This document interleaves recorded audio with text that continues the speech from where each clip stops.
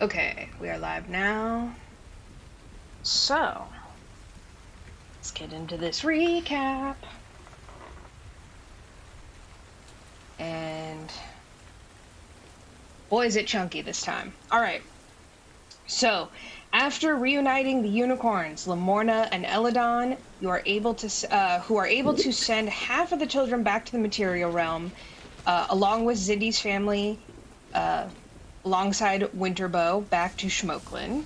And as you guys prepare to step through the portal, Miss Molly takes Meow Wolf aside and further enchants their gloves so that Meow Wolf is able to touch people without fear of poisoning. If they glow, you're good to go. If they're clear, have some fear. Lamorna and Eladon are able to portal the party into a valley within Yon. Yon greets you with howling winds, freezing rain, and unrelenting thunder and lightning. After briefly acquainting themselves with the surrounding area, Harper is able to discern that it will take around a week to get up to the palace. You painstakingly make your way to the nearby lake and get a good look at one of the massive copper structures that dot the skyline, and you notice a cloaked figure with a large caravan in tow. Before you're able to acknowledge them, the caravan's black curtain swings open to reveal an unmistakable Winterbow marionette. You watch in awe as the puppet show plays out a small tale of a decorated young fighter teaching a young prince how to fight. Suddenly, a Skabatha puppet appears, instantly changing the scenery and sending the other centaur puppets into a chaotic frenzy. You see the young prince fall, and Winterbow is unable to rescue him as their herd leaves him behind. Once the show ends, you try and hide your shock by applauding the show. The hooded individual produces a stack of envelopes, which at first you refuse, but Elkhorn unwisely grabs for. The envelopes are formally addressed to each of you, including the familiars. As the letters magically open, you realize that they all say the same thing. Good for one private audience with Endlin Moongrave. No strings attached. Each letter boasts an intricate drawing of the individual whom the letter is addressed to. As you turn your attention back to the caravan, you realize that the mysterious individual and the traveling puppet show are nowhere to be seen. You decide to press on and make your way towards the other people that Keeks was able to see up ahead. You send Juniper, Keeks, and Snoodles up ahead to suss them out, and possibly eat them if they show any aggression. As they approach the trio, the large dandelion introduces himself as Amador, a knight of the summer court, and his companions he introduces as his beloved Queen Polynella and Gleam. As the rest of the party catches up, Zindi notices that Gleam bears a striking resemblance to one of the minions who you guys encountered while chasing Kettlesteam around the Witchlight Carnival and is wary of her. Amador recognizes both Harper and Elkhorn, and it's clear he's familiar with their titles and accomplishments. The party agrees to make camp in a nearby overhang. As you make camp, Zindi warns Meow Wolf and Harper to watch out for Gleam. Amador reveals that the trio is actually quite lost, and Polynella wishes to return home, but they have promised to help Gleam get her sister back. Gleam tells the party that her and her sister Glister were the stars of the Witchlight Carnival many, many years ago. Gleam is ashamed of herself, but does have some knowledge of the inner workings of Yon. The trio tells the party that they believe that Endlin thinks that she will perish during an eclipse, and that she banished the moon to prevent this, which may explain why she has not tried to get Gleam back. As Gleam tells you more about her time at the Witchlight Carnival, the party mentions Featherine, a name that Gleam recognizes. She tells you that Burley's twin, Burley, had left the carnival on bad terms after a fight between the brothers, and that he now performs for Endlin in her theater. You ask if people disappeared frequently during her time at the carnival, and she mentioned an uptick in disappearances after her shadow was taken from her.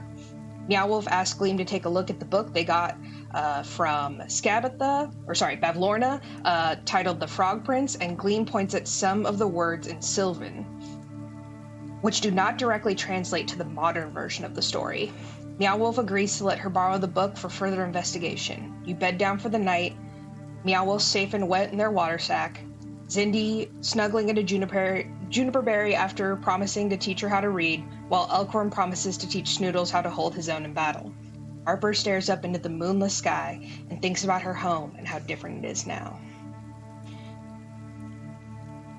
So you've all taken a long rest, so go ahead and make sure that's done on your character sheet. Harper, you fall into an uneasy sleep. You watch the rain fall and drip from the nearby overhangs, and as you finally slumber, you recall an evening very similar to this one, with a lightning storm and heavy rain.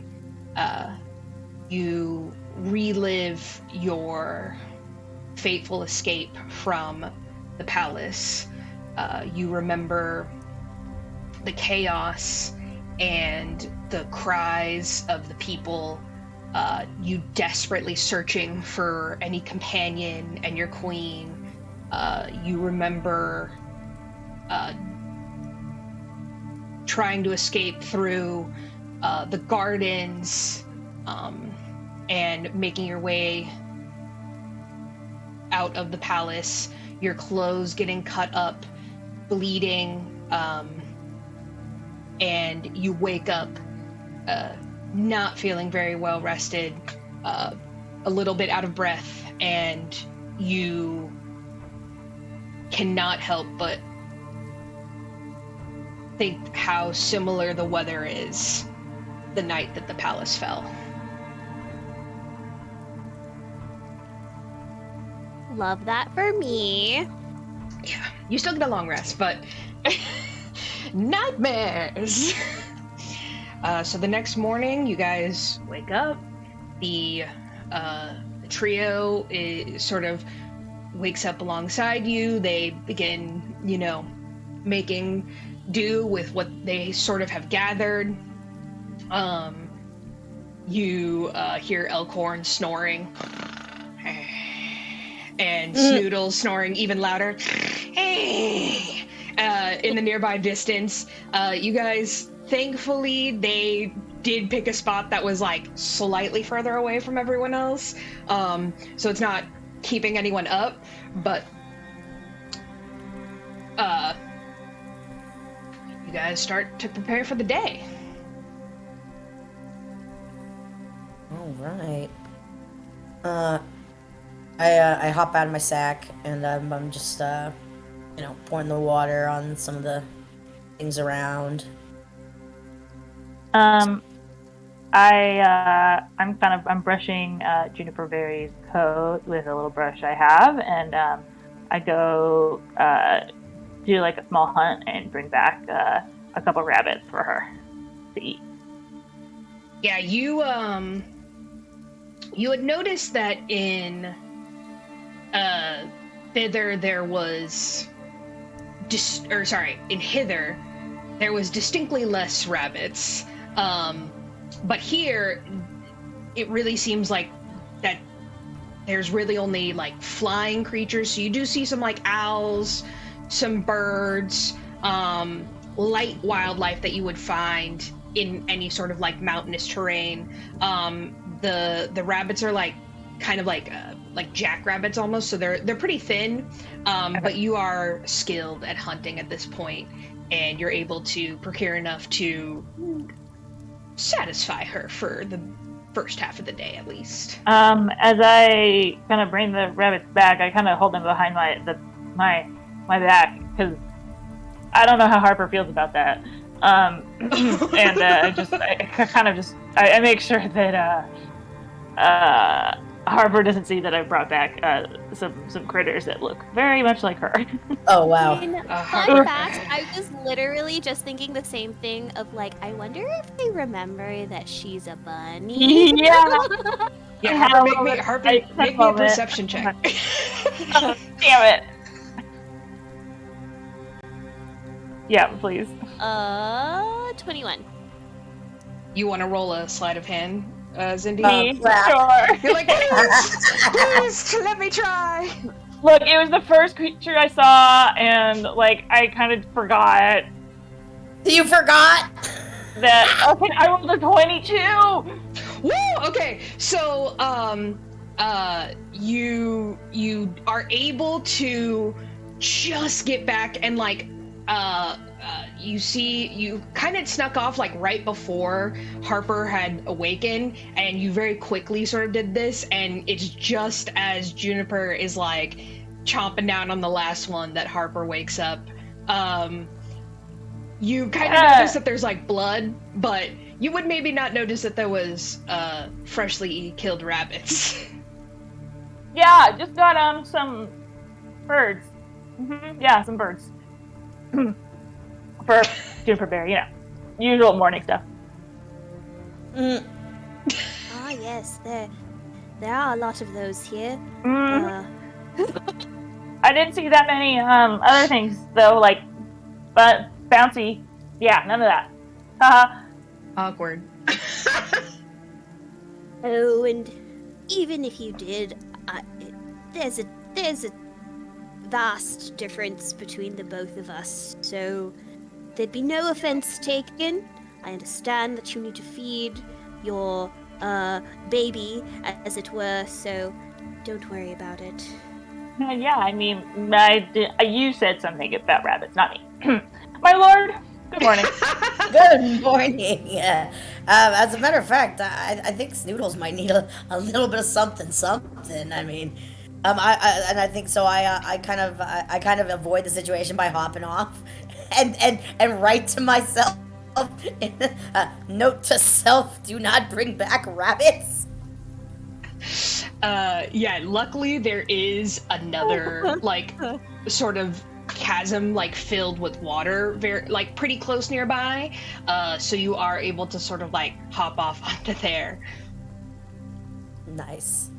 So yeah, I'm just gonna get something because I know Snoodles is getting kind of big. He's very childlike, but he's starting to get big.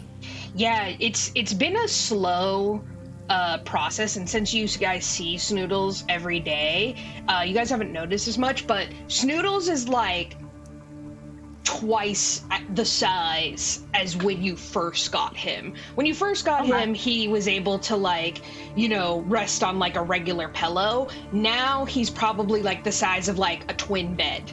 Like he's getting big. Jesus. Yeah. Well, I mean, he's all cute, He's but still a baby. He's just a little lad. So you like fish for him a little bit, no problem. Right on. You get like some eels. It's not the most enchanting breakfast ever, but it'll do. Fantastic. Snoodles is chomping, talking about unage. Back at the palace. Yeah, exactly. Back at the palace, there was unage every day. It's very cute. You guys are like, what the hell is unagi? Yeah, and whenever you hear Snoodles talk about his family, he refers to them as if he's a subject of his own royal family. So when he refers to his mummy, my mummy the queen, my daddy the king, my royal siblings, and it's all very prim and proper. But as you start noticing some patterns in the way he refers to his family, I'll just leave it at that. Yeah. So, Omnor and Gleam are awake and sort of like puttering around. Meow Wolf, you brought like some extra eels, to which they happily put on the fire next to some like mushrooms and things that they were able to find. Elkhorn gets up and he's like, yeah, ooh, breakfast. This is awesome. And just starts like chomping down, like, just like that one family member that like did not help, didn't do shit, but is like gonna serve himself first. Yeah, I sure do know one of those.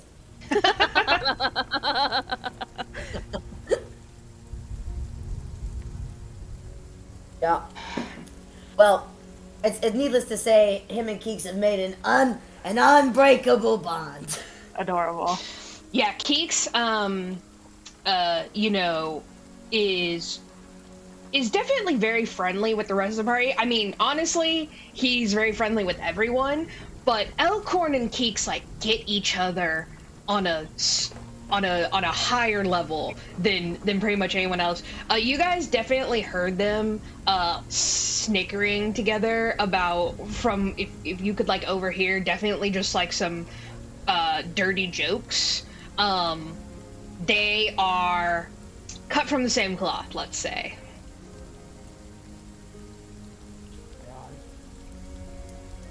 As he's chomping down, Keeks is chilling next to him. Yeah, you like he rarely rides on anyone's shoulder besides Meow Wolf, but you guys see that he does ride on Elkhorn's shoulder and seems to like really delight in whispering to him in opportune moments to see if he can like make Elkhorn like choke on his food. Yes, absolutely. Definitely cut from the same cloth. You see, like, Polynella doesn't really, like, she doesn't have hands, so Amador is, like, feeding her and like, basically whispering, affirmations to her. My beautiful queen, we will return to your royal court and rule together. Da, da, da. Like, and just, and Polynella's, like, eating it up. Bzz, bzz, bzz, bzz. Like, That's true love. Wow. Is he just like feeding her like little flowers? you see that, yeah, like, he seems to be, like, pulling out some, like, flowers and stuff that he collects, like, in a little pouch. You guys would kind of assume that she doesn't eat, like, meat or anything like that, so he basically makes an effort to have stuff for her on deck. Gleam is while she has her plate of food, she is reading over the book,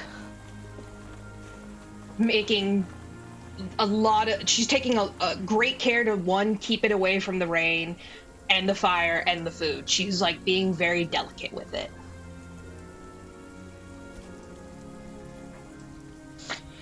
Oh, good morning. I hope everyone slept well. How long do you think it'll take us to get to the castle now that we have our guide? Our guide? She means Harper, yeah. Oh, got it, sorry. Well, it should still take us about 1 week. If we don't run into any more obstacles. I don't know what sort of traps she may have for us, or if there are any others on the road to the castle. But, yeah, 1 week, give or take. Okay. Also, if the paths haven't changed. Yeah, there have been a couple of dead ends, so I do think that somehow the mountains shift, but, it's hard to explain, but I think that the landscape takes advantage of our not knowing the way.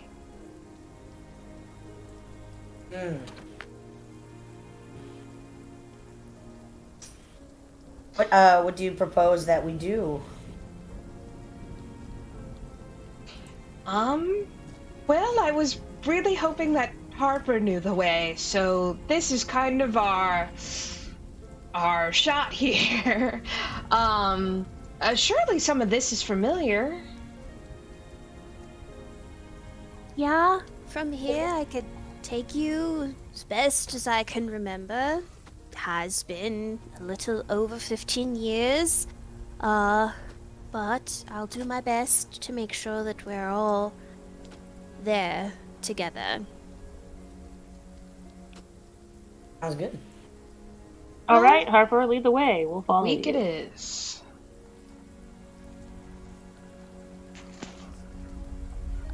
Before we mosey on over to the castle, Sir Dandelion is from the Summer Court, right? Yes, and I have to say that I may have fucked it up a couple times and said that they were from the Spring Court. They are from the Summer Court. So Sir Talavar and Amador, Summer Court. Okay. I think that Harper, like, it hasn't really registered to her because so much has happened within like the last 48 hours. But it's probably like just dawned on her that they are from the Summer Court. And that's impactful for her because she's been trying to reach Queen Titania, who's the queen of the Summer Court, just to be like, yo, bitch, we need help. Where you at? Right. Send your forces. But she's not gonna say anything yet to any of them about it. But she clocks it. So, just making a note of that. Perfect. So you guys start packing up from breakfast. Gleam,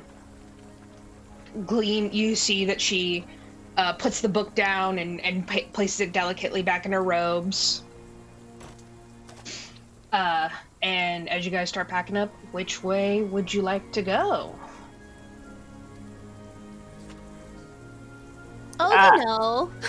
I turn to Harper. Towards the castle, or do we have to go a more special way? I mean, she knows we're coming, so True. the invitation received. They know we're on the way.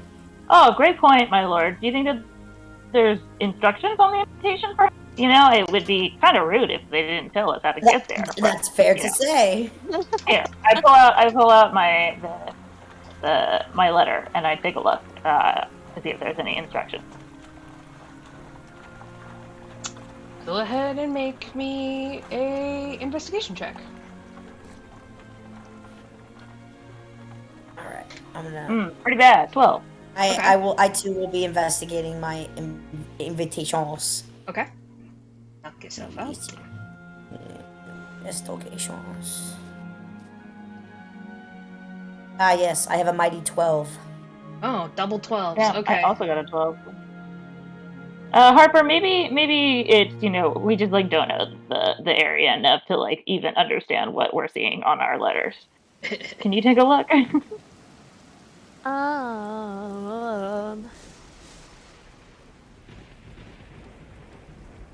What was the roll?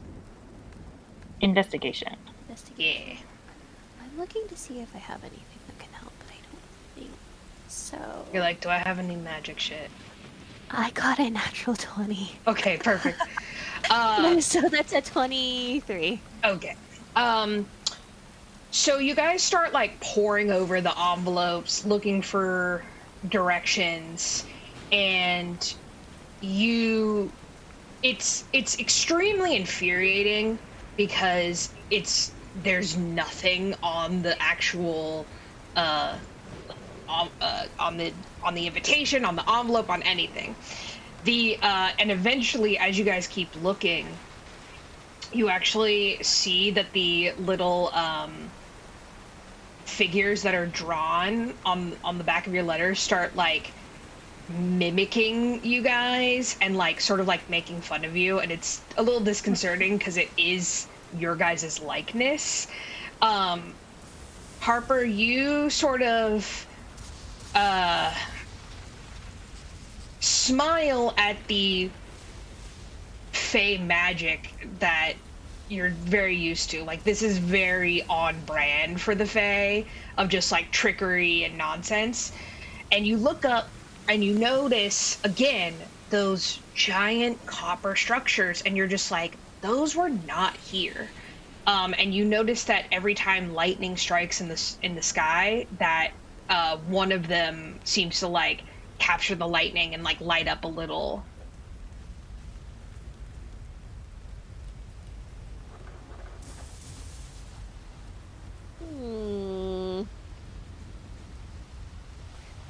I relay that to the group.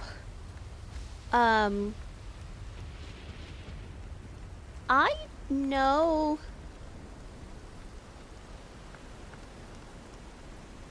I know a little bit about this hag, right? Like, Mm-hmm. What would you So like I to kind- recall? well, do I know that she like she does shit with puppets, right? Yeah, so each of the hags kind of have their own thing, right? So you knew that Bavlorna basically was widely regarded as the not so smart sister, and that she basically got bored with her realm and decided to awaken many bullywugs, and give them a higher intelligence, basically to literally entertain herself, as if they were like mere toys for her entertainment. You know that Skabatha has like been on her toy bullshit for like a long time, and that similar to how Zybilna would get like really caught up in like weird random magical tidbits for like a couple, decades, that Skabatha basically got really fixated on enchanting toys and awakening animated objects, so much so that she obviously like somehow turned herself into one, maybe accidentally, maybe on purpose. And Endelin's thing is she has some penchant for the theater, and much like her sister Skabatha, who was able to like enchant toys and stuff, she seems to have some sort of insight into people, and is able to essentially manipulate people and things around her. But she has always used basically art as a way to like devastate people who came through her path.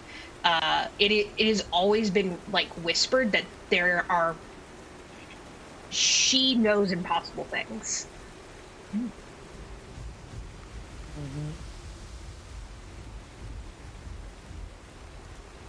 I also relay that to the group.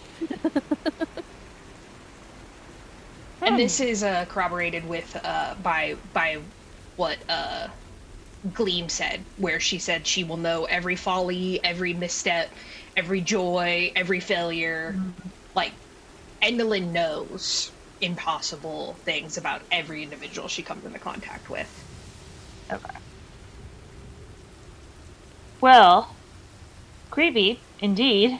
Checked out with with like our letters, I kind of like shoved my bag in my pocket because like at this point like the me is like is like flipping me off. It's like mooning me. It's getting really aggressive. Yeah, it's like doing like jack off motions. Like they're getting real lewd. Yeah. Like, you piece of shit. You can't find anything. I'm not gonna help you. Yeah. So Harper, you said, yeah, those copper towers are pretty interesting. Yeah, they're brand new. Well, maybe we should check them out. As long as the group doesn't mind a little bit of a pit stop. Not at all. Looks like there's one not too far from here. Can I send Keeks out to scout? Absolutely. Let's see. Meow Wolf calls over Keeks. And he gives him Hey. instructions, whispers into his ear, Okay. and, Okay. and then he flies off into the distance with a 16. Okay. He's gone for a bit. He's gone for like an hour as you guys sort of, what direction? Do you guys want to stay here until Keeks comes back, or do you guys want to walk in a direction? I guess like closing in on the area, but still far enough away that we're not like in the vicinity noticeable.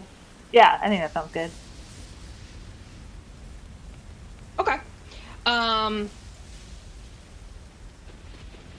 So you basically, Harper, you know that there's a couple of different ways into the palace. There used to be a straight shot, which you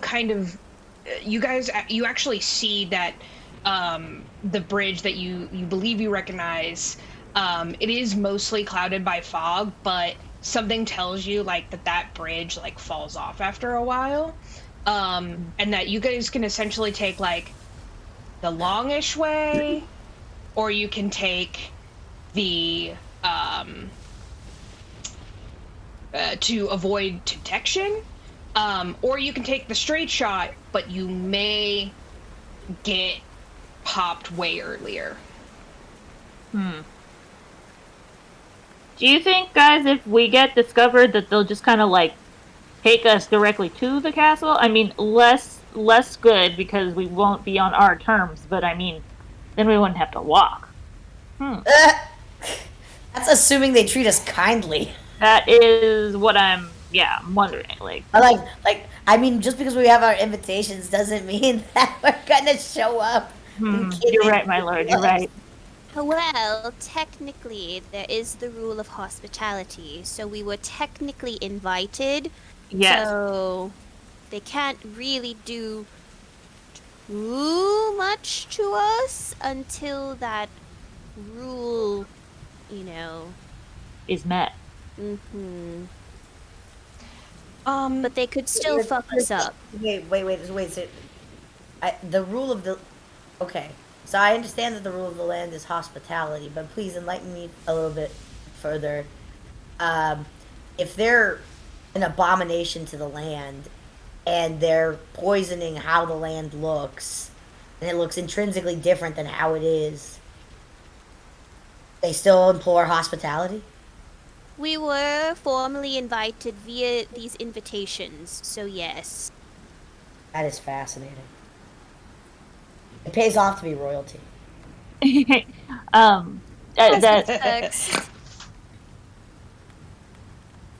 Just orgies. There was a lot of orgies. That's all Snoodles. I ever really saw. You hear Snoodles snorting in the difference. Yeah, a lot of those. Gleam sort of like, and, like before it gets a little too off the rail about orgies, and she goes, so it's not so much. I mean, let me just say, Endlin is horrifying and a blight upon this land. I really am trying to avoid the Jabberwock. That's my main concern. What's the Jabberwock? Oh. A horrible creature, yeah. Oh no. Like beefy, like psychological horror, like it's gonna eat us. Yeah, like it would eat us, all of us, no problem. She looks over at Snoodles and Juniper Barbarian, and she sort of like leans and is like, absolutely no offense, but they would take us out in one fell swoop. Even your absolutely wonderful owlbear, they are a fierce predator, and they have roamed this land for many years. They are huge, one of a kind as well. Oh no! So you're telling me like dragon-sized? Correct. Yes, I wish see. it was a dragon, if I'm gonna be honest. Oh wow. Well, how do we avoid them? Where are they gonna be? Like, are we just gonna like run into them? Like, how do we? Well, We have been trying to avoid them. We've been essentially taking any longer road, any more dangerous road, just in hopes that we avoid them entirely. I mean, as you kind of can see, it is hard hunting over here, so I don't know if the Jabberwock was in a mood. Wouldn't be great. It wouldn't be Oh, great. no. That's all I'm saying. Okay. Not really how I'm trying to go out. Yeah, I would like to stay alive. Do you know where they are, or do you know which way they might be? they kind of just stalk the land. Am I understanding that correctly? Yes. Go ahead and roll me an Arcana? intelligence check, Harper.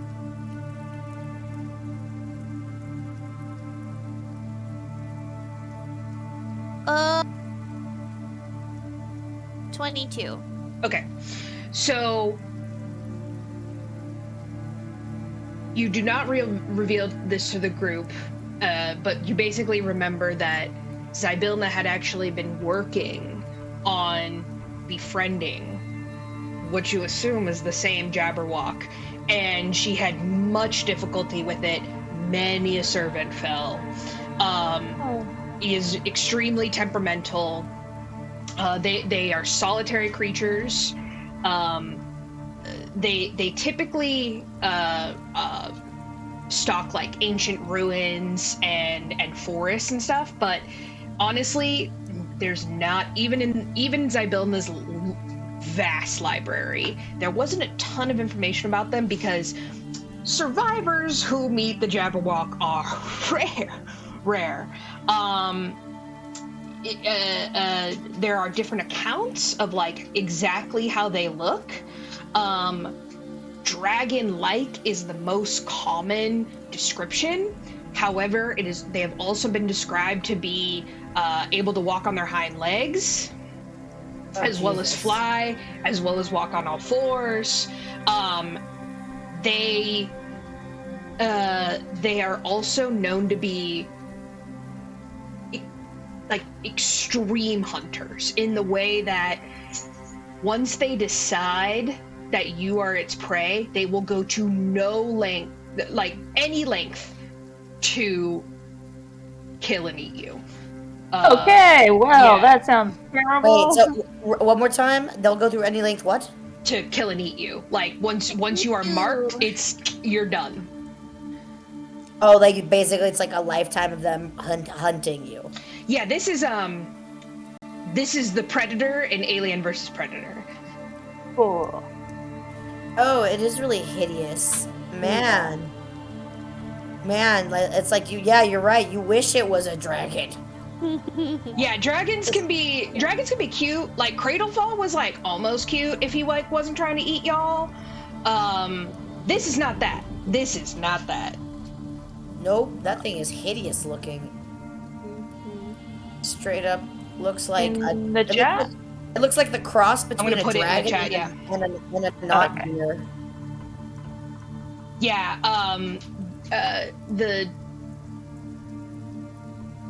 Straight up. Harper, you avoided this creature at all costs, essentially, because you were just like, absolutely not. I'm already look like a prey animal. Mm-hmm. Hell no. Mm-hmm. And you only saw it occasionally from the aviary, which is where you would kind of like hide out for the day if you knew the Jabberwock was like gonna be around, in the protection of Bloodybeak the giant owl. And you just know that like it was large, it was sort of like a pukey moss green, and when you saw its eyes once, and they're like a stark white. They don't have any pupils or irises. Oh, terrifying. So you never know where it's looking. So Think of its face as one of those, like, deep sea fish. Yes, the anglerfish. Okay. Absolutely. I'm throwing it in Well, the I chat for you guess- as well. we'll just have to hope we don't come across it. I don't really know. Hey, Keeks has been gone for a long time. Yes, he has. Yes, he has. Do I see him in the distance? Yes, eventually, like, as you guys are sort of, like, talking about this horrible beast, you start getting, like, concerned for your little friend. And you start, looking around for him. And then after a few minutes of, like, kind of frantic looking, you do see a small, very wet bat flapping hurriedly toward you guys. Oh, thank God. Keeks is Wait gone. till I tell you this. Go on. So Keeks tells you guys that it is mostly just rocky bullshit for essentially the rest of the way up, and that this is the last true lake that you guys are going to come across. He makes a couple of different things of note. He notes that there seems to be some sort of kite being flown on an outcropping of rocks by a small being. And then he also notes that he saw a very bizarre, like, stone throne around. And he also notes that he saw a large fire kind of up on a peak not so far from here. It's the direction. Is it close? Is that fire close to the direction of one of the pillars? Yes, it's like directly across, essentially. He sort of like points out with a wing, and you guys sort of peer through the rain, and you guys do think you see something across the lake. Shall we go that way then? Let's do it. Let's. Okay. Can I check the water? Is the water safe? Can I do a Arcana and a investigation check on the water? Yeah, you can just do a nature check. Nature check. Nature Gotcha. check.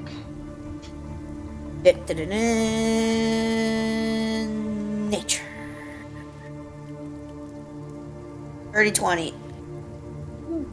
You said you were like fishing in there this morning. You noticed that there were like, you know, fish and eels and stuff, so you think it's totally fine. This is probably just like mostly rainwater. You could drink it fine. You wouldn't recommend anyone else drink it before sort of like purifying a little bit, but it's completely fine to like swim in and Sweet. Yeah, I just I signal to Snoodles and we get in the water and we're gonna like stealthily swim so we can get like a good view of what's on the other side. Sick. How does everyone else want to go? Great question. Keeks is chilling with Winterfall. With Elkhorn, yeah. Elkhorn, I'm sorry. Yeah. With Elkhorn. With our new grumpy companion. Yes. We just swapped out grumpy companions. Yeah. Perfect. With Elkhorn. I don't know. Honestly,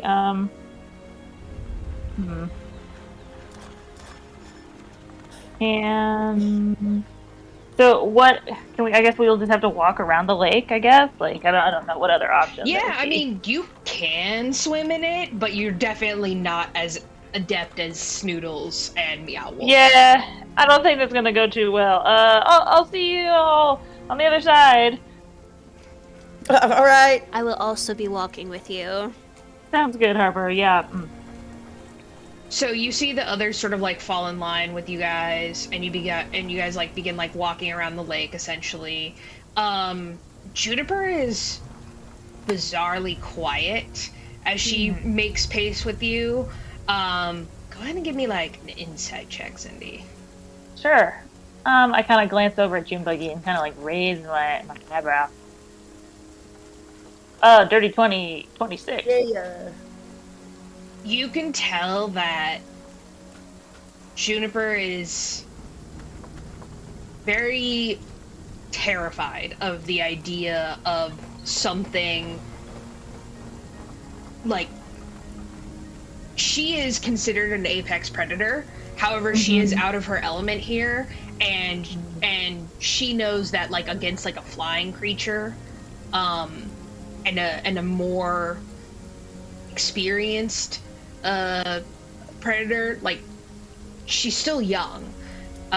So there's definitely like worry on her face, and you also kind of feel like she's not only worried about fighting this thing, she's worried about not being able to protect you guys. Aw, I look over at June Buggy and just go, hey, don't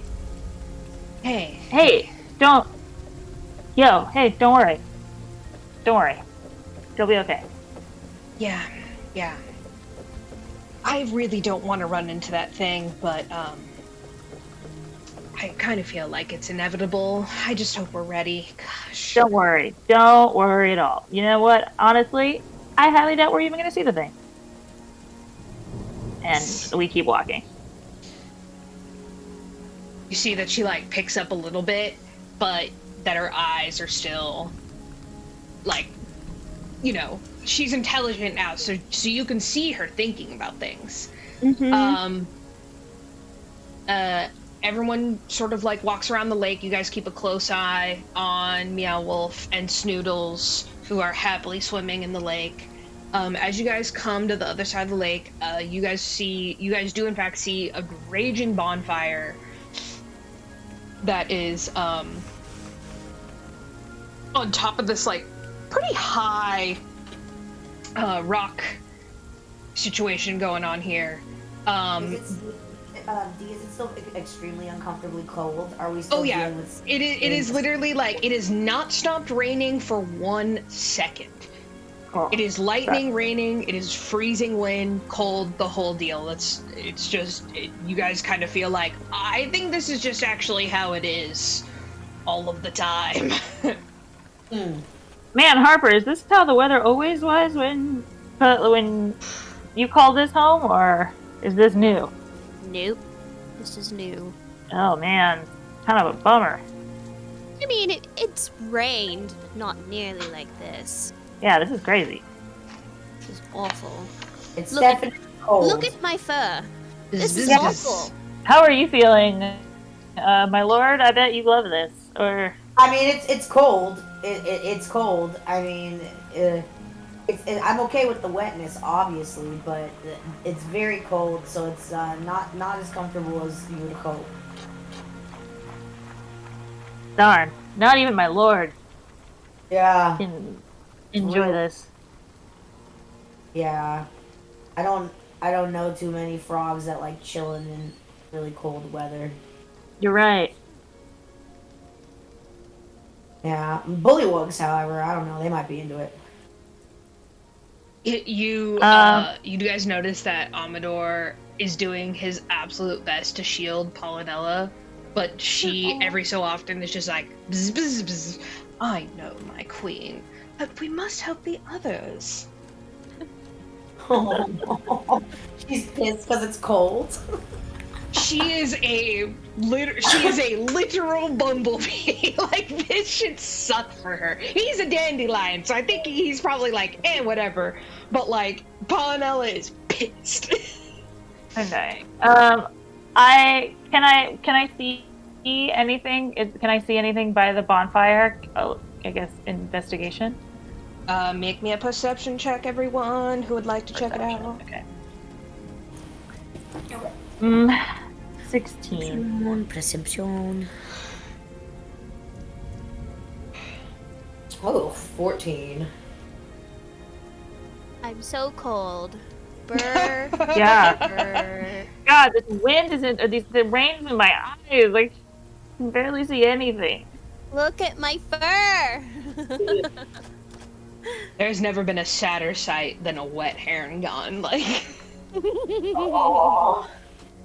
My ears are down. Yeah, the I'm ears very are down. Oh, So sad. yes, definitely. So you really all you guys notice is that there seems to be some sort of bonfire up at the top. You have no idea why someone would make a bonfire so high up, calling attention to themselves, but you're like, I mean, someone must be up there. These are like 30 feet straight up, and you could climb it, but it would be difficult. Some of you could climb it, some of you could not. How are you feeling about a fly up there, or is it too wet? How many feet up? 30. Oh, 30. Yeah, like I'll be okay. I can standing leap 20 it was like 20 feet in the air. Yeah, I believe you can. And then I got proficiency in climbing, so I mean I can like do like, and you say it's gonna be it's and that's what gets us there faster. I mean, you guys, this is just like a fire on top of the thing. Yeah. Could be nothing. Can Keeks check it out again? Yeah, I'm gonna let's have Keeks go up there. So Keeks flies up, no problem. Keeks sort of like mumbles off. He's like, "Man, I gotta do everything around here myself." And as he like flies over, he like coughs a little in the smoke, and as his eyes adjust, he sees that there seems to be some sort of like small, like ramshackle shack on top of here, and it's literally just big enough for like this large bonfire, this ramshackle shack, and then very bizarrely a pony. That's weird. Okay. So Keeks goes over and starts like chatting in animal speak to the pony. And the pony sort of like and paws at the ground. He's like, okay.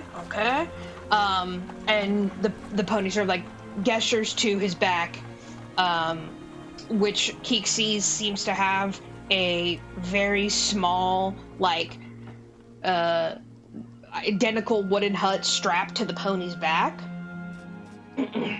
And Keeks like, all right. And the pony sort of chats with Keeks for a little bit, and Keeks flies back down and relays to the group. He's like, well, not what I expected. Seems to be some kind of a horse, pony, I don't know, whatever you call it. The pony can't get down. Also says that he has a small master and a lady with a lot of swords. Oh. I'm a Does little. that description sound familiar to me? Yeah, roll a history check for me, Harper. Where's my history? 16? So you start asking Keeks like questions and see if the pony gave anything else. Keeks is sort of like, okay, well, the pony's not awakened, so I only got bits and bobs, but and he describes an older woman, but still very fit, darker skin, darker hair, who seems to have a penchant for swords, little daggers, and the like. And he sort of indicates that she's some sort of important adventurer or yeah, she used to be important. I guess her group kind of fell off. I don't know. Like I said, the pony doesn't know everything. He's just a horse. Nice. So he's friendly, and did he seem like he had any anything important to give, or like as far as besides maybe information, or did he have a lot of supplies with him? The pony did ask for our help. What kind of help? Well, he can't get down because he's a horse. They're stuck on the pillar. They're stuck. Oh, they're on a pillar. And how much does the pony weigh? Keeks sort of was like, well, he's a pony. If that helps. Would you say, Keeks, that the pony was smaller than Juniper Berry? Looks over at Juniper Berry. He's like, yeah, he's a little smaller. I look at Junebuggy because she can fly, and I guess she could carry him. Junebuggy cannot fly. What? I thought she was an elder. I thought she had wings. She has an owl face with a bare body. She doesn't have owl wings. Yeah, she can't fly. JK. Okay, never mind. She has feather fur, but she does not have hollow bones. Okay. Yeah. Well, so kind of sucks. Sort of a sore spot for Juniper. Darn it. That's funny.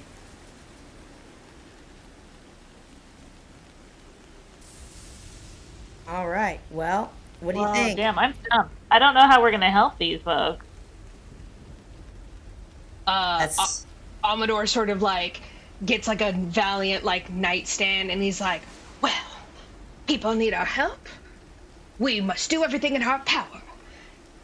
And you hear Paulina, bzz, bzz, bzz. Huh. Okay. So what's the plan then? I haven't gotten that far yet. I was kind of hoping you guys had some magic or something, right? You guys are... I kind of thought that was your guys' whole thing. That's fun. Ooh, my magic is all about music. I bring the magic of art to everyone, and I flash a smile. Totally useless. Right. I can totally see how that would be very helpful in an adventuring party. He turns away. Again, doesn't have a face, so it's so hard to read him. But you do feel a little bit of maybe he doesn't quite believe in your magical abilities. Elkhorn sort of is like, well, I mean, we gotta try, right? We can't just leave them up there. They're gonna get eaten by this Jabberwock. I don't know. I mean, I'm but a frog. I can climb up there real easy, but I can't get a pony down. Let me see what I got. I also don't know how magic works at all. So I'm really hoping you guys got some weird bullshit up your sleeves. I can.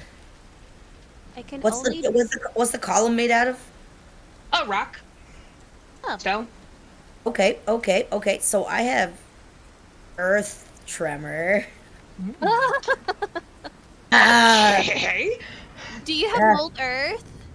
Let's see. I do not have mold earth. I have. Oh wait.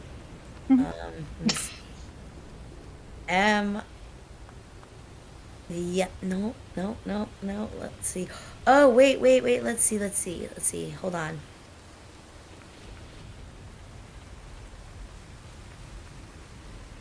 Perfect. Am I able to cast Misty Step on the pony? Because briefly surround a silvery mist around to teleport 30 feet into an unoccupied space. That's 30 feet down. Ah, I can climb up there, cast Misty Step on pony, bring him down. I what about Pony? believe. What about Pony's lady? I believe she's attached to him. Yeah, so Keeks described you as like a full like little hut, normal person sized, and then like very small dollhouse size on the pony's back. Oh, that's so funny. I didn't understand. Okay, that's hilarious. Sorry. I believe that you. Let me just double check Misty Step, but I'm almost certain that yeah, you can bring someone with you. Yeah, I mean, I can climb down. That's true. That's true. I'm not even tripping about casting it on myself. I can cast it on him, have him come down because of that, and then The I can range climb down. is the range is self though, so I don't know how Yeah, that it would be work. with you. So then I just climb up there and get with Pony. Sit on the pony. Sit on the pony. Yeah, you can teleport. Yeah, usually it lets you like. I've definitely seen actual plays where they will let you bring someone. Right. So I'm gonna just say like yes, as long as you are like Perfect. riding the pony, you can. Perfections. Yeah. So as Keeks comes back to me, tells us the situation, I just go, well, let's handle this. And you just like I stand next to it, and then you see me like look at all you, like, let's just handle this. And I literally like I squat down and then just take the standing leap to Straight the up. 25, just straight up, just like pop up out of nothing. And I grab onto the rocks. I shimmy up, and I see Mr. Pony. I approach. I'm in awe of Meow Wolf's just like immediate thinking and just go, wow, that's my king. I come up to the pony. I say, all right, I can bring you down, but you got the one trade off is you gotta let me ride you. I know that didn't. I know we just met. I really need to ride you right now. Alexa played Pony by Genuine. I take off my little robe, I swoosh my little robe, and as you see, my hands are glowing as they swoosh, so I don't poison said pony, and I put the robe down, and then I sit on the robe, and I go, andale, mami, ia, and then the mist just goes all the way around us, and then the mist collapses onto us, and we reappear on the floor. Okay, so just to clarify, Meow Wolf does have speak with animals, so Meow Wolf can literally just have a full ass combo with the pony.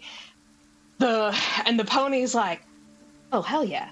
And he's like kind of like kneels down, like lets Meow Wolf get up. And as the magic is like swirling around you in the mist, you see the door of the actual ramshackle hut like swing open. You see again, as Keeks described, older woman. Her dark hair is streaked with gray, and you see that she wears sort of like armor, and she's just like, "Hey!" and like throws a dagger at you.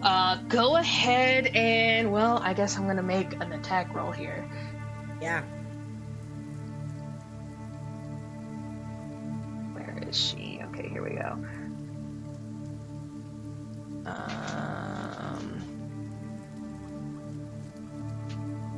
Okay, yes. So she gets a plus 5 to this. Does a 13 hit? 13 hits.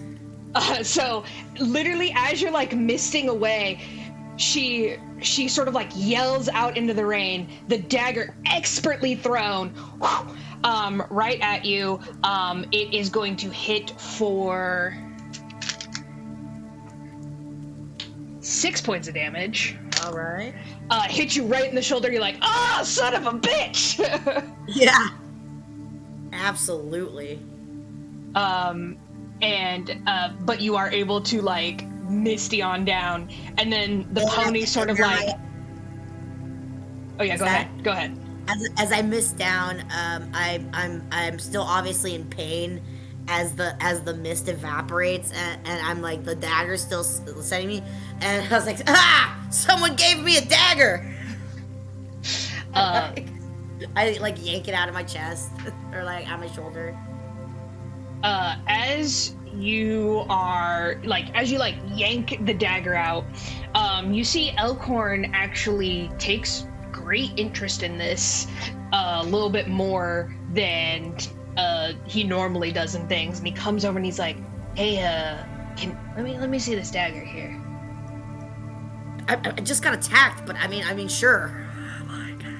My lord, are you okay? Yeah. I hand it to him. I hand it to him with blood and slime on it, so it's like clearly my poison slime's on it because I can't concentrate anymore, and also it's like covered in my blood. So I'm like, here you go.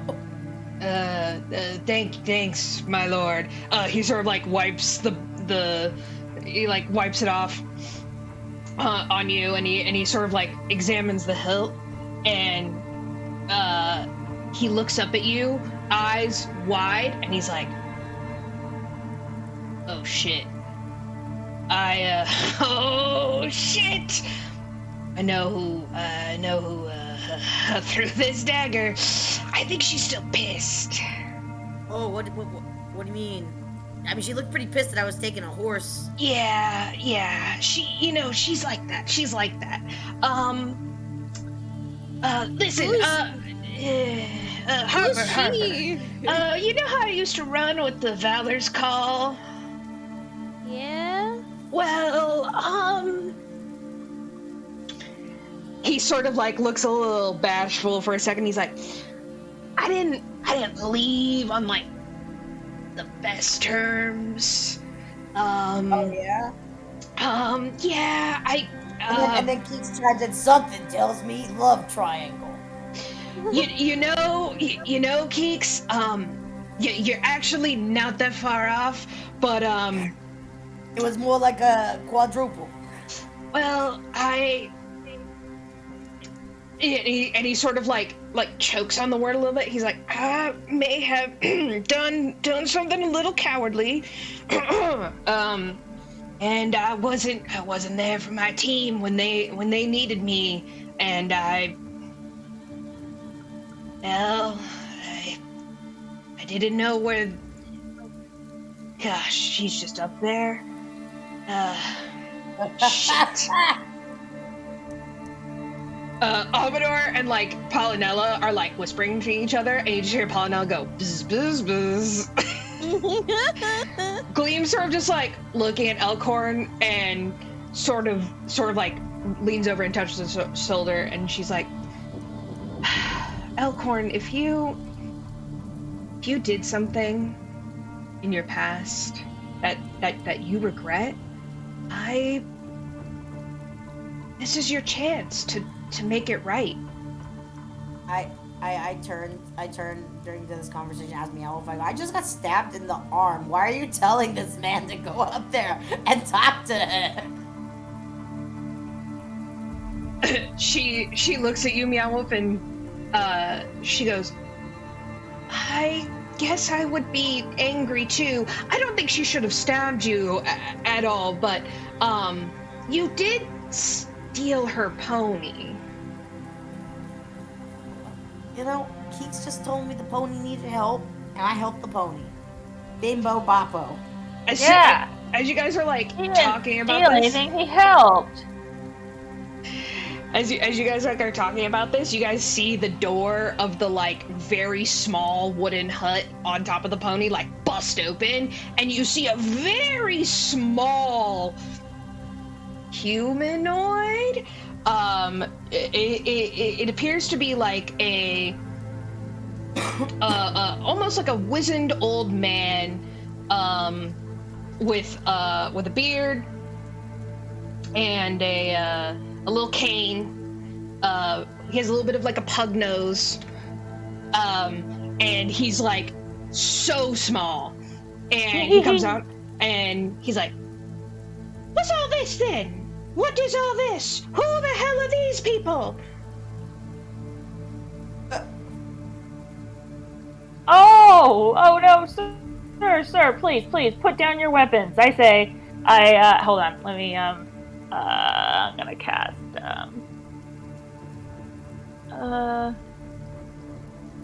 cast, Fast Friends.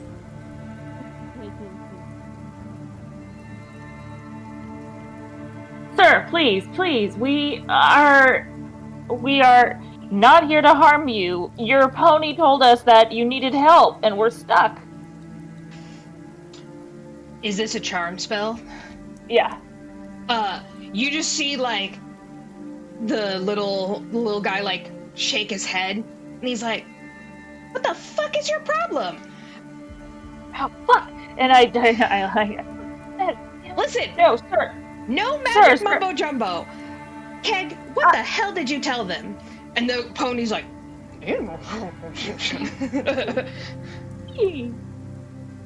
"Oh, we were gonna get you down. We were just figuring it out. Where the hell is Mollyver?"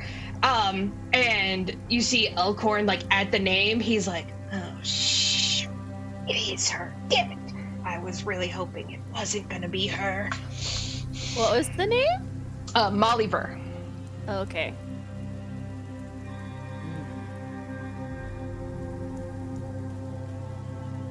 Harper steps forward and is like, "Sir, it is a pleasure and an honor to meet you. My name is Harper Zelly." I bow. And I'm like, "Please do excuse my companions, as we were only, attempting to help, as we saw a great fire above a pillar and had come across your great steed, and we knew we couldn't leave you up there with a call for help." Well, no shit, that's what the fire was for, but you were supposed to ask. Oh, you cut out. I didn't catch what you said. Oh, yeah, sorry, my when my voice goes like too high, the mic cuts out. The guy is like, "Well, you were supposed to ask. You can't just show up and take someone's pony."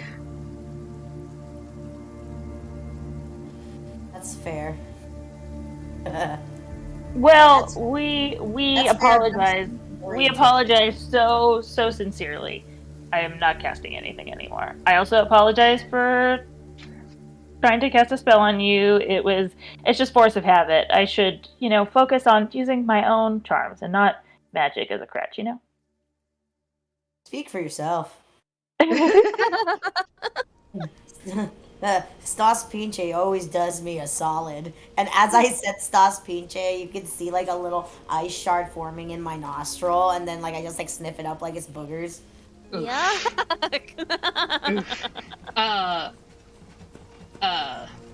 The little guy has like his hands on his hips, furrowed brows, the pony sort of like like on the ground, and he's like, "Well, damage is done.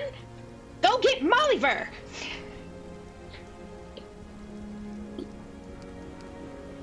I turn. What's our man's name? Keeks' new BFF. Oh, Elkhorn. I turn to Elkhorn and I go, "Who's Mollyver?"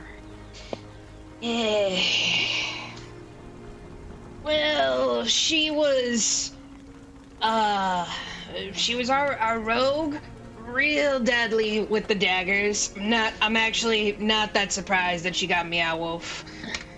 Oh, is Mollyver up still on the pillar? Well, obviously, she was protecting us. Oh, got it. So she thinks we Well- just stole you. Okay. I don't know what she thinks, but yeah, I would imagine that's why the dagger. Well, I could have saved myself a boatload of blood. I am, as this has been going on, I actually go over to Meow Wolf and I cast a Cure Wounds. Sweet. That was a 4th level Cure Wounds. Oops, I probably shouldn't have done that one, but, That didn't happen. It's fine. It was a first level. It was a first level. Great, hold on. A 2nd level Cure Wounds. Nice. What do you roll for that? I have to touch you. Can I touch, oh fuck. Damn it. I don't have to roll anything. Yeah, and when you touch me, it's like now because I have my hands that can glow. So yeah. Whenever you touch me, we do the little raver blur thing where Nice. Yeah, and then it's good. You regain a number of hit points equal to 1d8 plus my spell casting ability modifier. Hold on. One sec. Plus, what's my spell casting ability modifier? What is my spell casting ability modifier, D? Take a look here.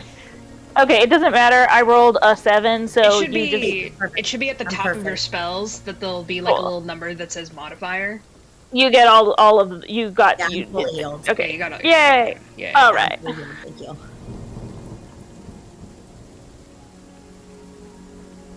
Everyone's sort of looking at Elkhorn now, and Elkhorn's like, she's not gonna be happy to see me. Well, What happened? Well, Love triangle, huh? They're listen. very common. He sighs so deeply, and Polynella's sort of bzz, bzz, well, go on. And he's like, all right, so you're part of the Valor's call, all of us happy, go lucky, da-da-da. Well, I started falling for our cleric. It's natural, when someone's cleaning you up after battle, and let me just say, there was a lot of fights where I was real bloody, and she was always there for me. And, wow, it really was a love triangle. Good call, my lord.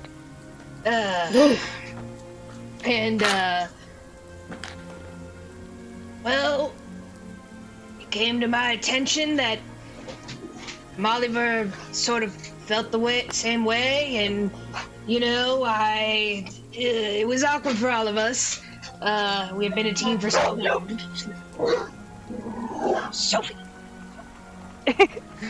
Sophie. Always during a dramatic part too. And he's sort of well, listen, I knew that I could never be good enough for Mercian. She was an angel. I didn't deserve her, but it got to be, it just was too much to see her choose someone else if she was gonna choose someone else. And well, I ended up leaving. She begged me to stay. Oliver called me a coward. I just couldn't do it. And it was selfish, it was cowardly.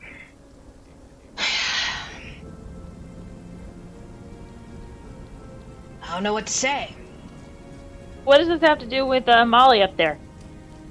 You just ruined the group with the vibes? Mollyver also sort of had a thing for her, which understandable. She was, like I said, she was an angel. She was good. You know what I mean? Like, and not just doing things for the honor or for the glory. She was really good. Why is this all? Why all was? Did something happen to her? I don't know. I haven't been in contact with them in a couple of years now. I am glad that Mollyver isn't dead, but she's obviously not with Mercion, which is bad. Maybe. I don't know what happened.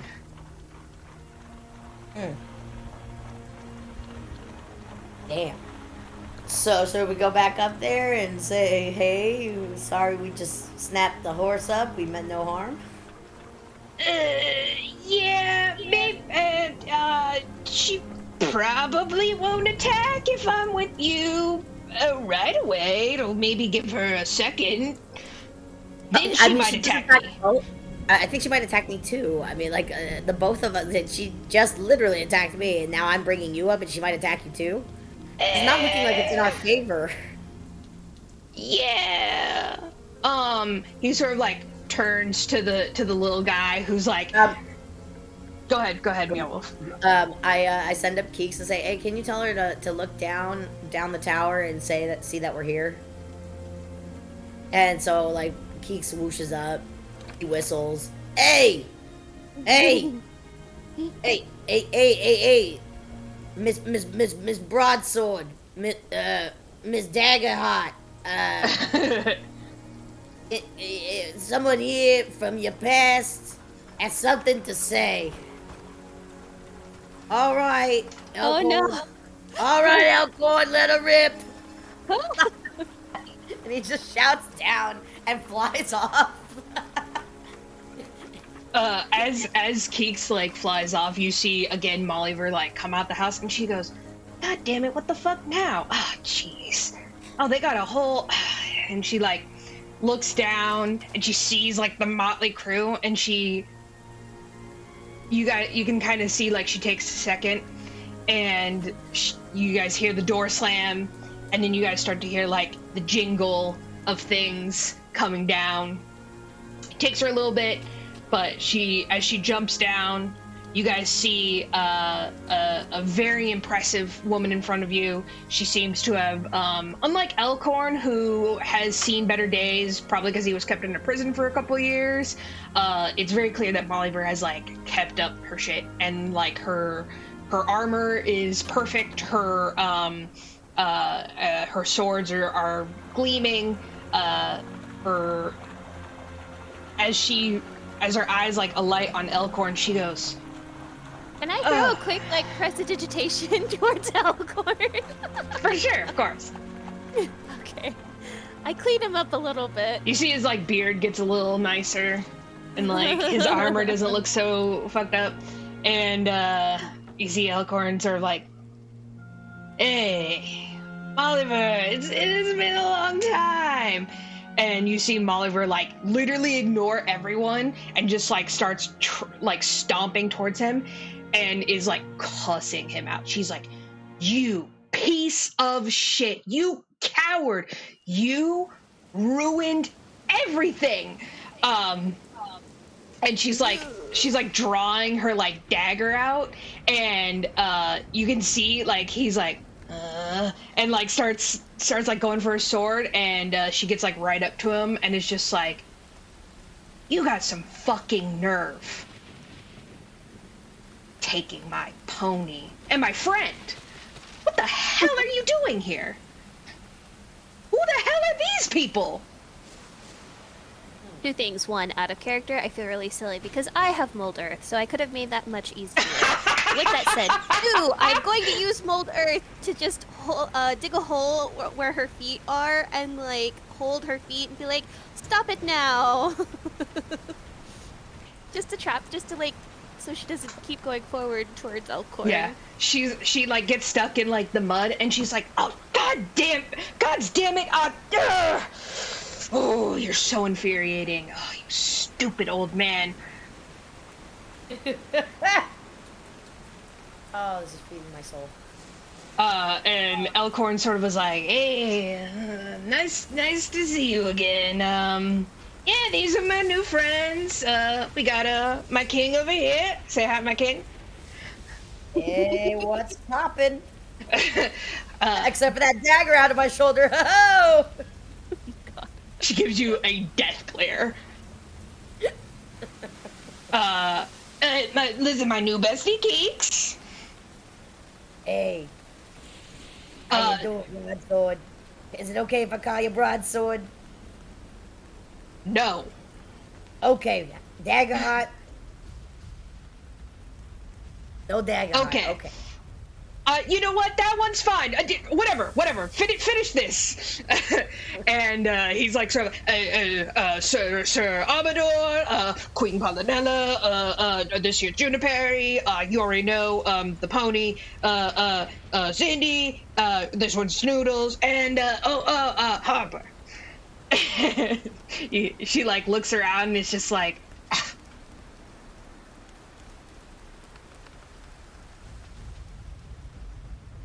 so We actually came across Elkhorn not too long ago, and he helped us in a great battle. yeah, that's about all he's good for.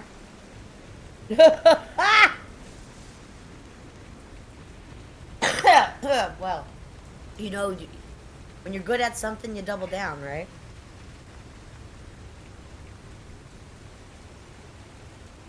And that he did. He saved us when we were fighting Scabatha. As you mentioned, like the other hag, she sort of like palms down ever so slightly. And she goes, okay. I'm calming down. 10, 9, Oh my god. 8. Okay. Breathing. You hear the little guy on the back of the pony. Remember, 1 breath, 2 breath. Shut the fuck up, oh bud. I really don't need this from you. Okay. What do you guys want? Well, we're trying to get to the castle. Oh, so you have a death wish. Well, you know, we got invited to die, so I figured what day, but within a week's time. So you're stupid and have a death wish. Amazing. You know, some people say I have a weak mind, but from time to time, I let them know it's not weak, it's just tired and needs a nap. So I mean, I figure it's why not go?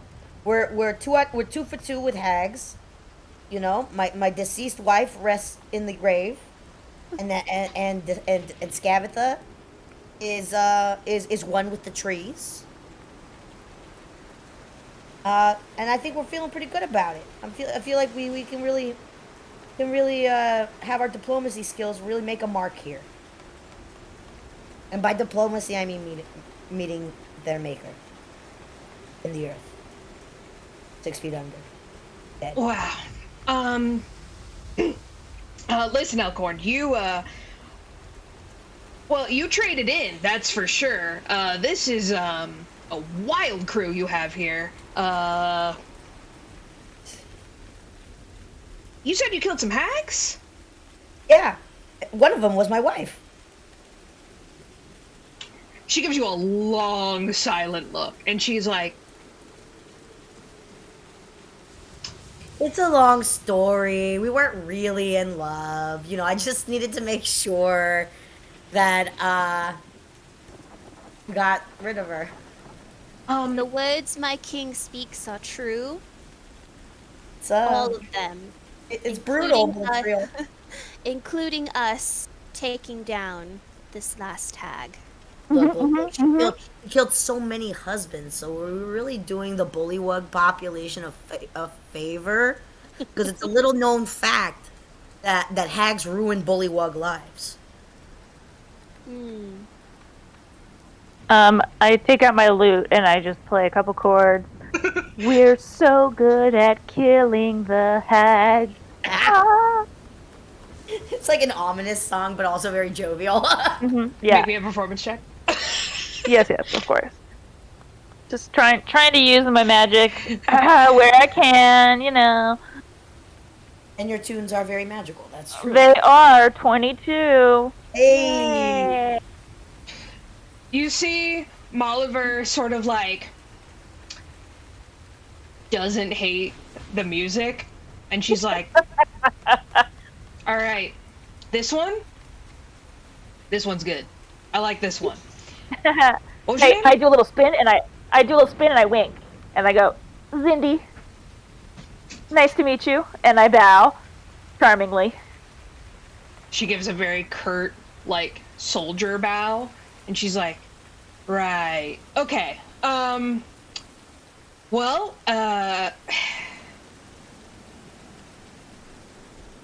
Oh yeah, I Listen. free her feet, by the way. oh, jeez, okay, huh.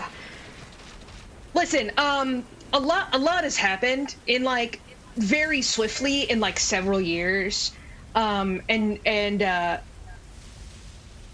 I'm just trying to get my fiance back. You know how it is. Oh, hold on. I play another. I play a couple other chords and go. We're also great at reuniting fiancés.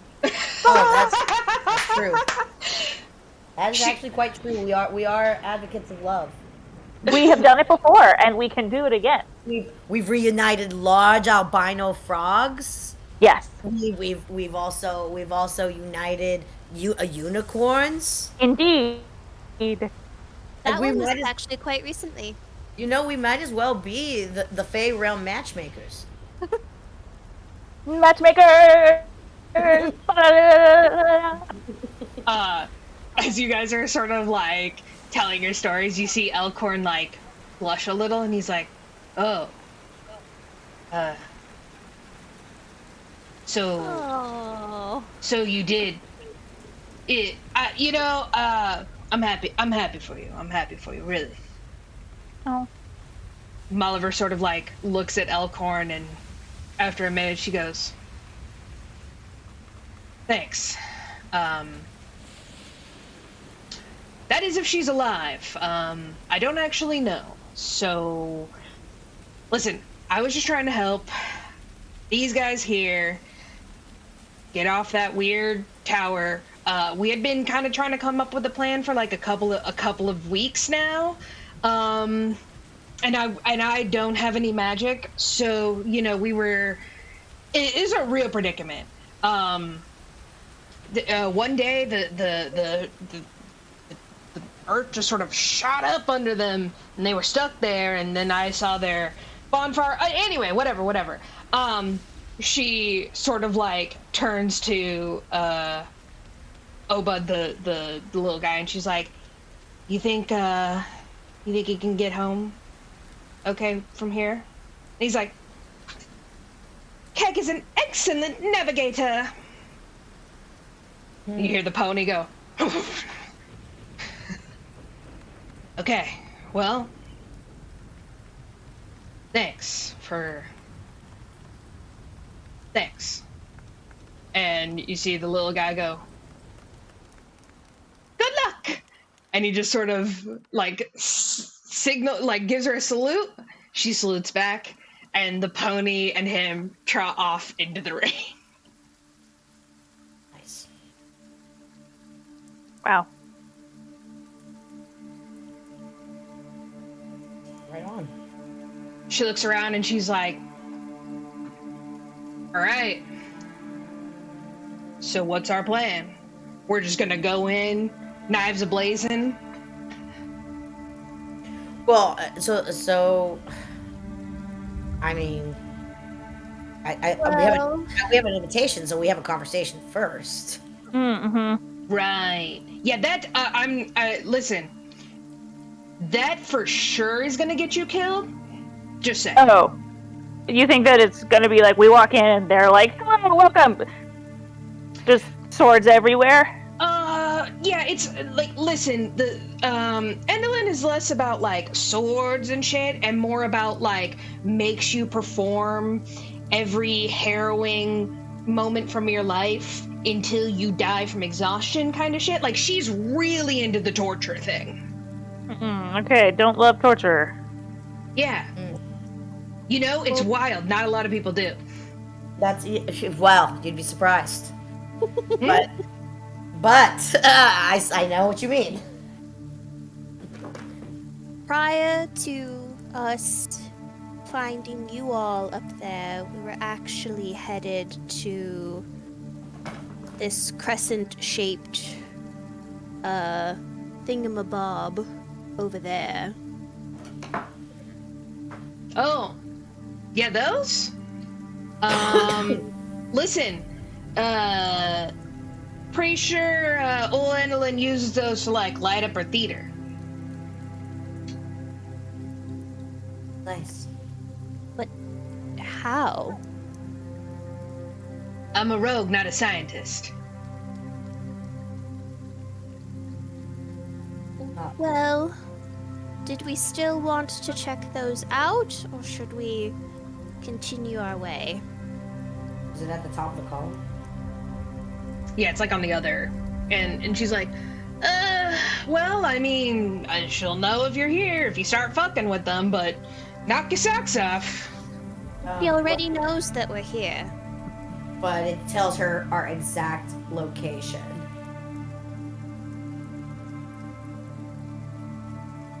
I don't know. I mean, I'm down to see what happens. I'm down to dig the chaos. Yeah. I mean, like, I don't want us to get killed. Do you feel like fucking with that light's gonna do anything for us? Get us there faster? She like whispers to Elkhorn. She's like, holy shit, man.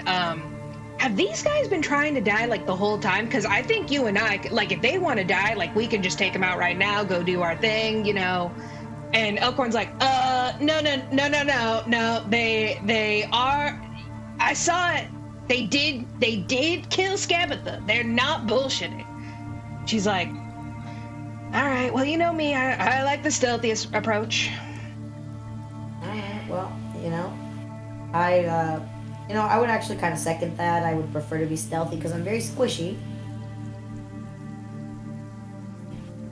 Well, then it's settled. Right. If you know a different way, we'd be happy to hear it. Otherwise, we can go in the directions that I remember. I mean, I trust your memory. You're from here, huh? Indeed. All right. Well, yeah, I mean, I was sort of making the long way there, but, I got some idea of what's around here. Right on. What's the best way to the castle?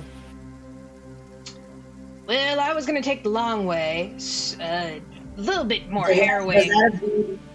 Does that avoid that dragon-like monstrosity that eats things? Oh, you've seen it? We've heard. Good. We've heard. We just want to avoid it as much as possible. It grows more desperate for food every day. What sounds does it make? A lot of shrieking. So is it something that you know is coming, or is once you hear the shrieking, it's too late? Yeah, it's kind of like once you hear the shrieking, it's too late. Also, the thunder doesn't help. It can sneak up on you. Wait, the thunder doesn't help. What do you mean the thunder doesn't help? What kind of thunder are we talking here? Why? Well, the thunder's loud. So it brings it over to it?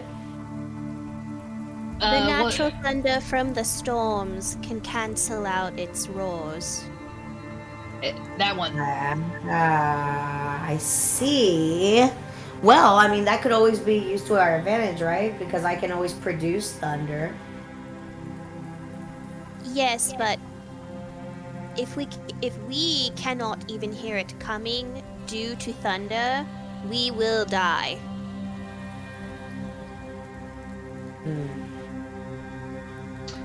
All So- right, I can see why you guys haven't died yet. The bunny. No.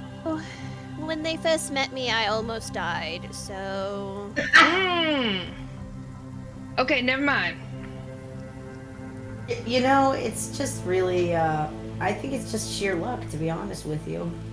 I mean, I've been lucky since I've stepped into this realm. I've turned into royalty. Shit. Oh, we're gonna need more than luck, but hey, I'll take it. All right, let's go. It's no use just sitting here getting wet in the rain. Come on, you old fuck. Let's go. Elkhorn sort of like shambles along like behind her.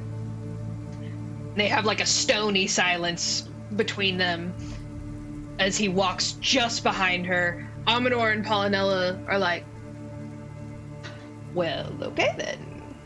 I'm not gonna say no to another fighter. You know, I am a very decorated knight. However, I am a dandelion. I have to just keep saying that I am a dandelion. I am a dandelion. Polynella's sort of like bzz, bzz, bzz, and Juniper starts like, you know, trotting along, and Snoodles sort of along with them, and you guys begin to walk along. Harper, you catch up with Mollyver, and you guys start discussing like different paths. You'll point out like a path, and she'll be like, "Oh yeah, alright, checked it out. It's that's a dead end." So you're like, "Okay, what about this way?" She's like, dangerous shit over there. No. Sharp rocks at the bottom, almost absolutely. But you guys end up picking your way through the mountains. It is slow going because you guys are trying to like stay hidden, not call attention to yourselves. And you guys are, again, you guys are kind of used to like rolling deep at this point though. So you know how to like not call attention to yourself too much. Fantastic. So you guys walk for like the better part of the day, and you end up on a very far cliff that seems to be like counterintuitive, like where you're trying to go, but Oh my it, I see where you're bringing us on the map. yeah, but it is. Where's the map? It's in the general chat. Got it.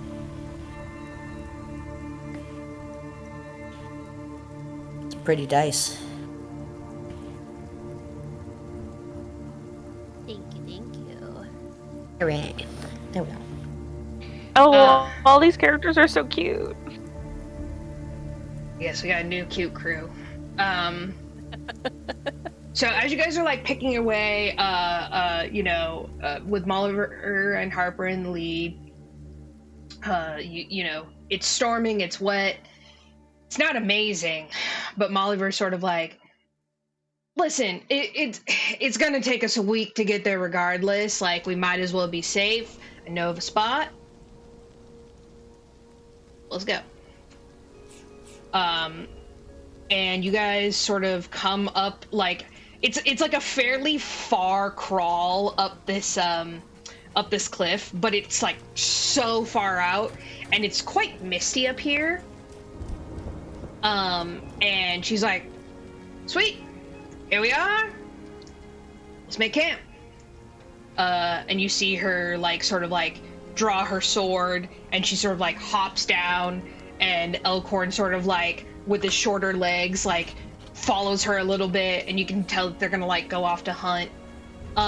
There's nothing super remarkable about this area except for there does seem to be a very interesting, almost like a stone throne, etched from a boulder. Go ahead and make me an investigation check, guys. Okay. An investigation check? Ooh, wow. 24. Okay. 9. Yeah. 29?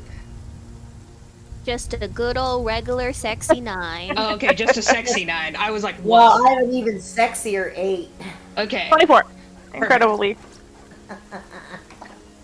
Zindi, you, kind of been having like an off day with Juniper.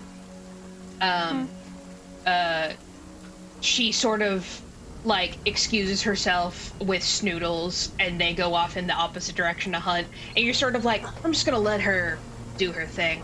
But you get really interested in this throne and you notice that there's an inscription sort of on the side in Elvish, which you do speak. I do. Right? Okay, perfect. You begin to read the poem that is engraved around the seat of the throne. Hoppler, schloppler, mloffler, schlomler. Ploppler, mlobbler. Offer, mloffer. Hopper, nopper, slopper, bloffer. Plopper, nopper, opper, whopper. Elven is Wow. just absolutely beautiful. Incredible. What a language.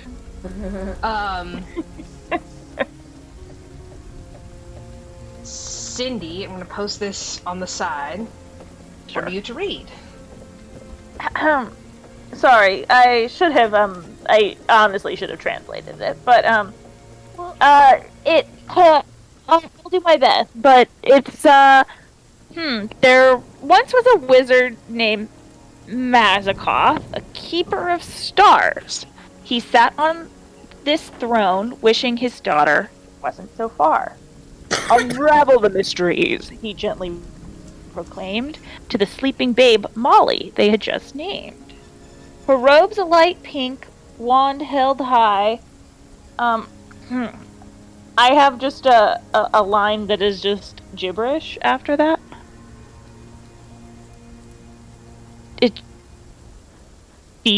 Oh, you do. That's bizarre. That's so funny. It looks You know up, what? it is This her one is robes. really badly put in here. Her robes a light pink, wand held high, 16G LAJK D. That's so funny. What's the next line? My bad. Give me one sec. That's so funny for Sure. no reason. I don't know why it does that sometimes. They reach for the cosmos, searching the skies, is what it was meant to be, yeah. Through enchanted lands and realms yet unseen, Mazakoth and Molly, a magical team, bonded in knowledge, their wisdom so rare, uncovering mysteries with love to spare.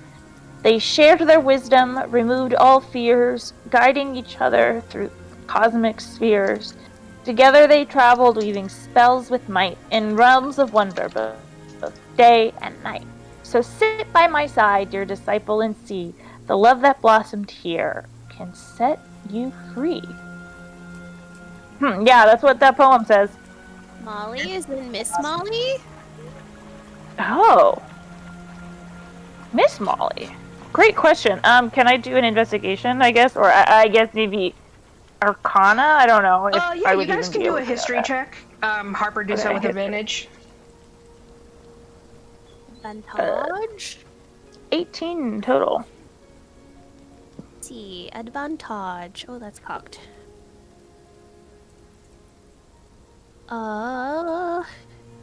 21. So with the 18 and 21, you guys remember that while Miss Molly did typically call her father, her father, she did mention his name, and it was Mazakoth. And Harper, you're like reaching into the recess of your mind, and you're like, oh right, his name was Mazakoth. That was like you know, most people called him Mazzy, but that was like his full thing.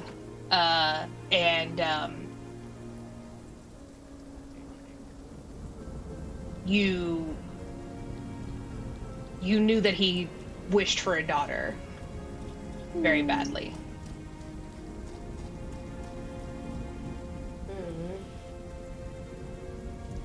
Aw, children. I relay that to the rest of the peeps.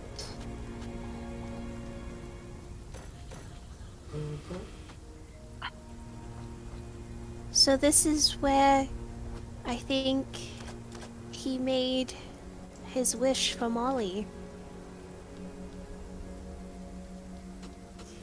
It's beautiful. Wow.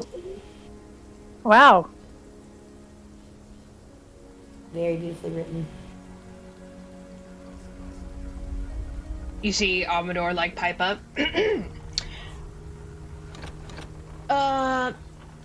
It's a very nice throne. Kind of seems like the poem. I don't know. Maybe if you sit on it, something will happen.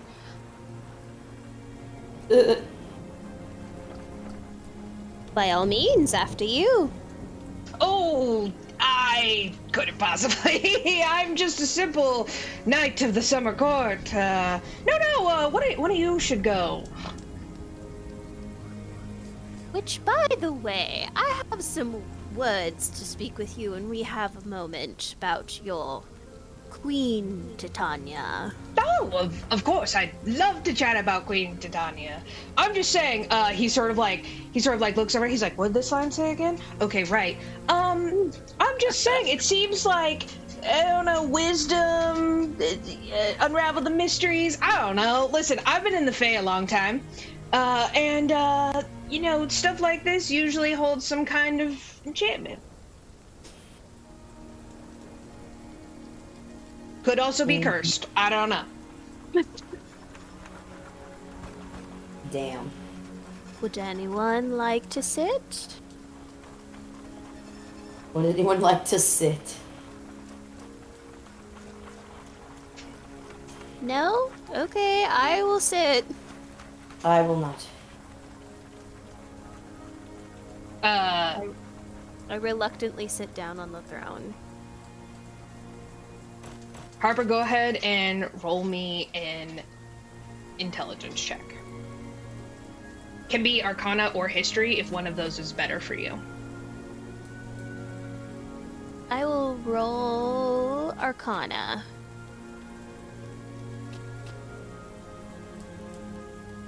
Mm. 23. As you sit on the throne, it's very large. So you kind of like hop up into it, and you sort of look around. You and as your little bunny tail meets the stone, you guys see the engraving light up magically. Harper, you begin to feel drowsy, and you sort of like slump forward a little bit, and you appear to be fast asleep, but in your mind you are sort of like hurling through the planets and stars, and you hear Miss Molly's familiar voice, much younger, and then you also hear Mazakos' voice, a voice you haven't heard in a long time. You hear him like pointing out the different star constellations, naming the planets, and you are just like falling through space. It's slightly uncomfortable. It's cold, even colder than it is raining outside, and just as you feel like the cold is about to like take your breath away completely, you like come back to consciousness. You see kind of everyone like standing around you, and they're like, Hey, I said it possibly could be cursed. I'm not. Oh goodness. Oh Harper, are you okay? Harper, you're a sorcerer, right? So you're a charisma based caster, is that right? Yes. Your charisma is now a 20. Oh shit. Okay. So you have a plus. Ooh, I was just looking at it. Did it just give you a charisma boost to sit in the throne? She saw Mazakos like teachings and stuff. Hi. Yeah. She got a little bit of enlightenment. That's tight. Oh shit. I'm just used to sitting on thrones like that and it killing you. Yeah, so you have a +6 to charisma now. Wow. You're sort of like super dazed on the thing, and like the cold takes like a while to like leave your body, and then as you sort of are like gently taken off of the throne, Gleam sort of like helps you off and puts you by the fire.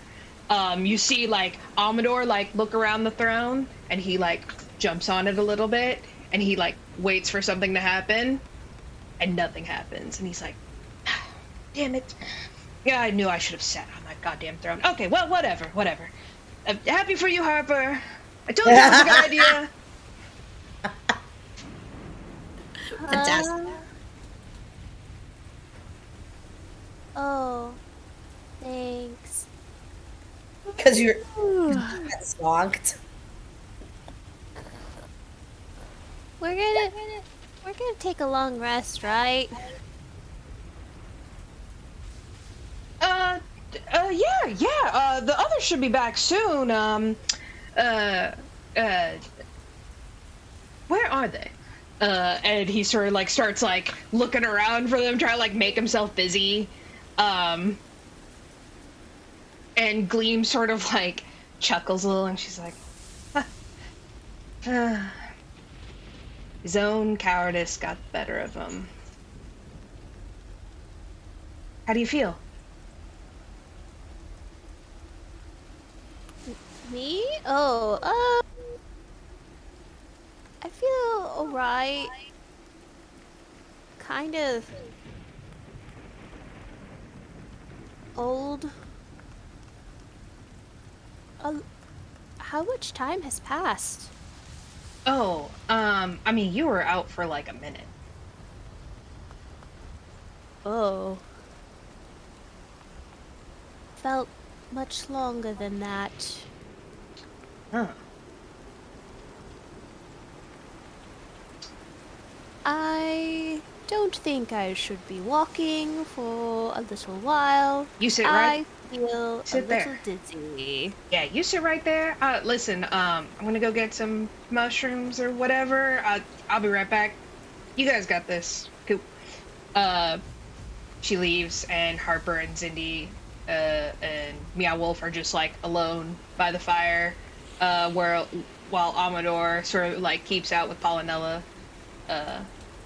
Anything before we bed down for the evening, guys? I'm just snuggled up in June to Burberry. She is not back yet. Oh, oops, sorry. JK. I'm on the floor. You're chilling near the fire. Right on. It's perfect. And then I make my sack and I get in bed.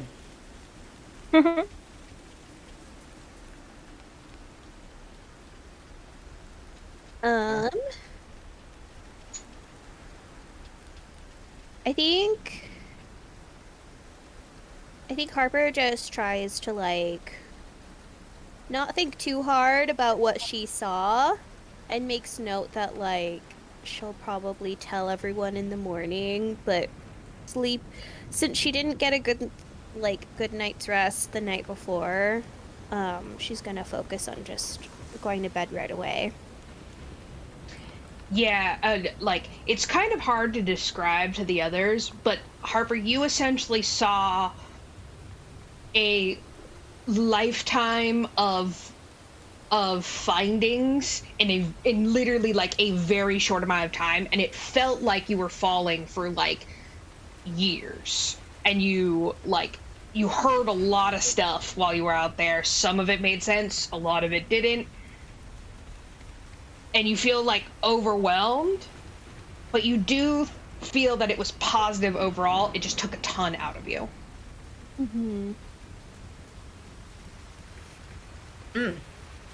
Sounds familiar. All right, well, that is where we're gonna end on this evening, and the rest of the gang will return shortly with their hunt, and we will pick up from there next time. Perfect.